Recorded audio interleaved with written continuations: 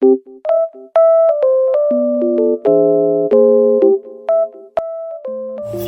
edukasi menarki dengan tema persiapan dalam menghadapi menstruasi pertama.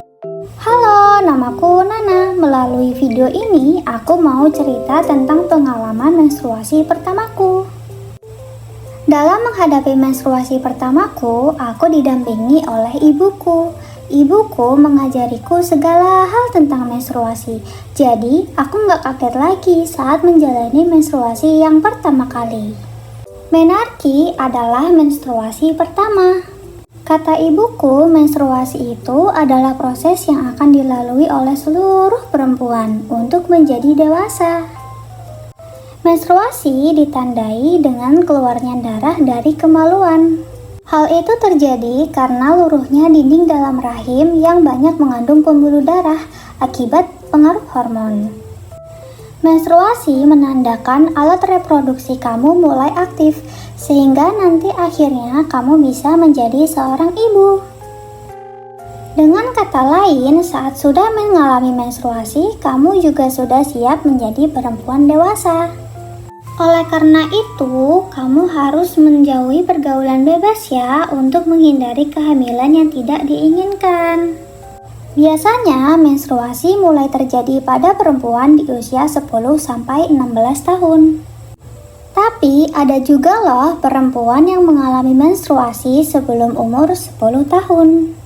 Menstruasi terjadi setiap bulan dengan siklus 21-35 hari dan normalnya akan berlangsung selama 3-7 hari. Ini artinya setiap bulan darah akan keluar dari kemaluan selama kurang lebih 3-7 hari. Apabila darah keluar dari kemaluan selama lebih dari 2 minggu, segeralah ke klinik, puskesmas, atau rumah sakit untuk diperiksa dokter. Saat pertama kali menstruasi, kamu mungkin akan merasa panik, bingung, takut, dan malu. Apalagi jika melihat darah di celana dalam yang awalnya dikira luka. Duh, panik, malu, apabila noda darah sampai tembus ke rok. Tapi tenang aja ya, karena menstruasi adalah hal yang normal. Jangan panik, jangan takut, jangan malu.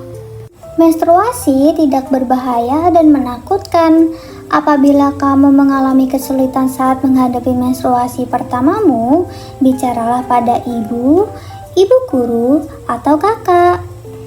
Mereka akan selalu membantumu, dan jangan malu ya untuk mendiskusikan segala hal tentang menstruasi, karena pembicaraan tentang menstruasi bukanlah hal yang aneh dan tabu. Selanjutnya, jika darah keluar dari kemaluan, apa yang harus dilakukan? Kita harus memakai pembalut. Pembalut berfungsi untuk menampung darah agar tidak bocor dan membuat badan kita tetap bersih. Pembalut ada berapa jenis sih? Jadi, pembalut ada 2 jenis, yaitu pembalut sekali pakai dan pembalut kain. Yuk, aku ajarin cara menggunakan pembalut sekali pakai. Jadi, pertama-tama kamu harus membuka pembalut. Selanjutnya, tempelkan sisi pembalut yang ada lemnya ke celana dalam dan sesuaikan ya agar tidak bocor. Jika sudah terasa penuh, kamu harus membuang pembalut sekali pakai pada tempat sampah. Caranya, lipat dan bungkus pembalut dengan kertas atau plastik, kemudian buang ke dalam tempat sampah. Tidak boleh ya buang pembalut pada kloset atau WC, karena dapat menyumbat lubang WC. Selain itu, pembalut sekali pakai juga tidak boleh dikubur di dalam tanah, karena pembalut sekali pakai tidak dapat terurai. Oke, udah paham kan tentang pembalut sekali pakai? Kalau udah paham, yuk aku jelasin tentang pembalut kain. Jadi, pembalut kain adalah pembalut yang terbuat dari beberapa lembar kain dan dapat dipakai berulang kali. Pembalut kain adalah pembalut yang ramah lingkungan dan lebih hemat biaya. Kita bisa membuat pembalut kain sendiri loh. Caranya, ambil sepotong kain tebal atau handuk kecil, lalu lipat beberapa kali membentuk persegi panjang. Selanjutnya, letakkan pada bagian celana dalam dan sesuaikan posisinya hingga pas di bagian tengah ya. Jika pembalut sudah terasa penuh, kamu bisa mencuci pembalut tersebut atau membuangnya.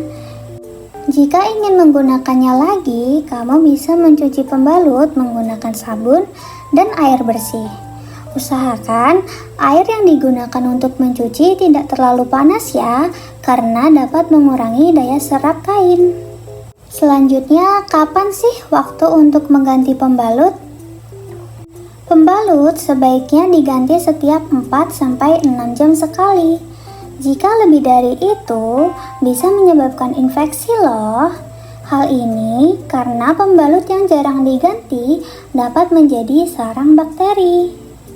Oleh karena itu, kamu harus rutin mengganti pembalut untuk mencegah berbagai macam penyakit pada vagina atau saluran kencing. Selanjutnya, aku bakal kasih kamu tips cara mengganti pembalut saat di sekolah.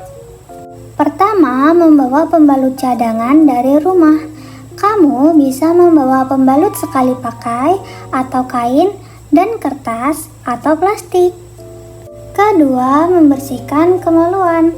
Kamu bisa membersihkan kemaluan dari darah menstruasi menggunakan air bersih dengan arah dari depan ke belakang. Ketiga, jangan lupa ya untuk mencuci tangan sebelum dan setelah mengganti pembalut. Keempat, membuang atau menyimpan pembalut dengan benar. Jika memakai pembalut kain, kamu bisa melipat dan membungkusnya dengan kertas atau plastik lalu disimpan di dalam tas. Tapi jangan lupa untuk mencuci pembalut kain saat sudah sampai rumah ya. Jika memakai pembalut sekali pakai, kamu bisa melipat dan membungkusnya dengan kertas atau plastik lalu dibuang ke tempat sampah. Kadang-kadang darah menstruasi akan bocor dan mengenai rok sekolah kamu. Tapi tenang aja ya, aku kasih tips cara menutupi rok yang terkena noda darah menstruasi. Kamu bisa menutupinya dengan jaket atau menggunakan tas. Dengan cara ini, tampilan kamu juga bakalan lebih stylish loh.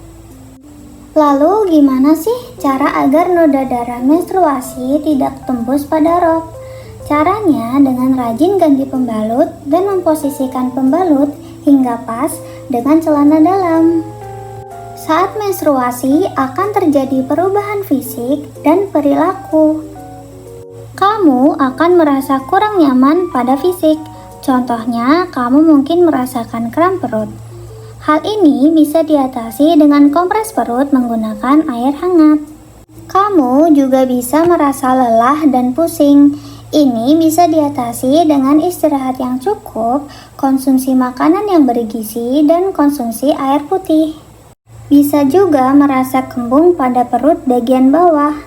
Hal ini diatasi dengan konsumsi air hangat dan sayur. Kadang-kadang badan juga terasa pegal. Ini dapat diatasi dengan peregangan ringan dan istirahat. Selain itu, kamu akan mengalami suasana hati yang cepat sekali berubah. Jika merasa sedih atau marah, kamu bisa bercerita kepada teman, kakak, atau ibu, serta melakukan hal yang kamu sukai seperti menggambar atau membaca. Selanjutnya, mari kita bahas mitos seputar menstruasi. Mitos yang pertama adalah keramas saat menstruasi dapat menimbulkan demam dan berefek buruk pada kesehatan. Itu salah ya, karena keramas saat menstruasi tidak akan menimbulkan efek buruk pada kesehatan. Justru saat menstruasi kita harus ekstra menjaga kebersihan dengan mandi dan keramas secara teratur. Mitos yang kedua, minum soda melancarkan menstruasi. Itu salah ya, justru minum soda akan membuat perut kita kembung karena soda banyak mengandung gas. Mitos yang ketiga, makan nanas membuat nyeri pada perut. Itu salah ya, karena faktanya konsumsi nanas dapat mengurangi nyeri menstruasi. Selain itu, konsumsi nanas saat menstruasi dapat mencukupi kebutuhan vitamin bagi tubuh. Mitos yang keempat yaitu makan daging membuat darah menstruasi berbau busuk. Itu salah ya, karena konsumsi daging dan ikan selama menstruasi diperlukan untuk mengganti nutrisi yang hilang selama menstruasi. Mitos yang kelima adalah membuang pembalut sembarangan akan diikuti setan. Itu salah ya, karena walaupun diwajibkan membuang pembalut di tempat sampah, hal itu bukan berarti agar tidak diikuti setan, melainkan agar tidak menjadi sumber penyakit dan tetap higienis. Jangan lupa mengonsumsi tablet tambah darah 1 kali seminggu untuk mengganti nutrisi yang hilang saat menstruasi. Selain itu, sebaiknya celana dalam juga diganti minimal 2 kali sehari. Kamu bisa mengganti celana dalam saat mandi ya. Oke, sekarang kalian udah paham kan tentang menstruasi? Jika teman-teman masih bingung setelah menonton ini, jangan ragu untuk bertanya pada kakak, orang tua, atau ibu guru. Sampai jumpa, Nana pamit undur diri ya.